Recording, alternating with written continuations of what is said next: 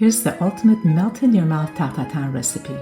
The trick is to first poach the apples in a vanilla-infused syrup to soak in all that sweet, buttery deliciousness before they're caramelized. Let me show you how. First, roll out your thawed puff pastry, place your pan over and cut. I like to cut slightly larger than the pan for a rustic look. Remove the extra and prick all over and rest in the fridge.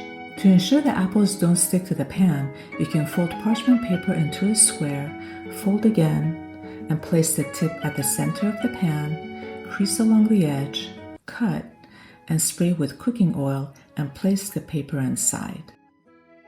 Now let's peel, quarter, and core the apples.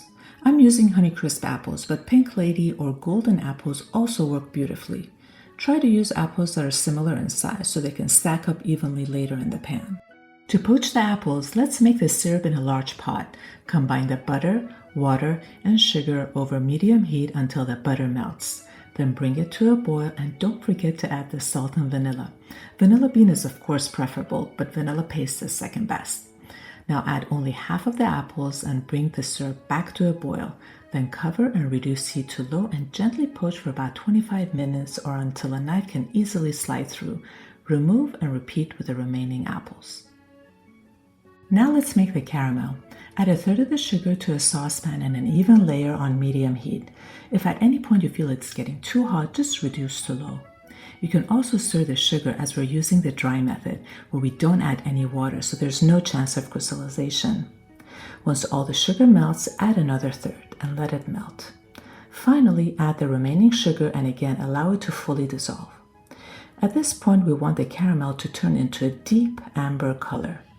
When you achieve the right color, pour it in the pan, swirl it around to cover all over.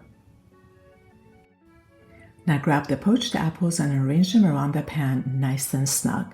Then push down to make sure they're tightly packed.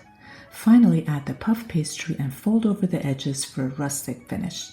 Brush over the egg wash and place it in the oven at 400 degrees Fahrenheit until the pastry is golden brown. Remove from the oven, carve around the edges, and let it rest for about 10 minutes.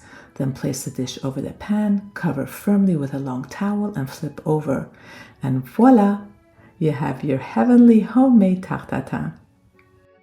This insanely delicious recipe is inspired by Chef Christophe Michalak. Check out the recipe in the caption and be sure to make it for the holidays. It's truly irresistible. Enjoy!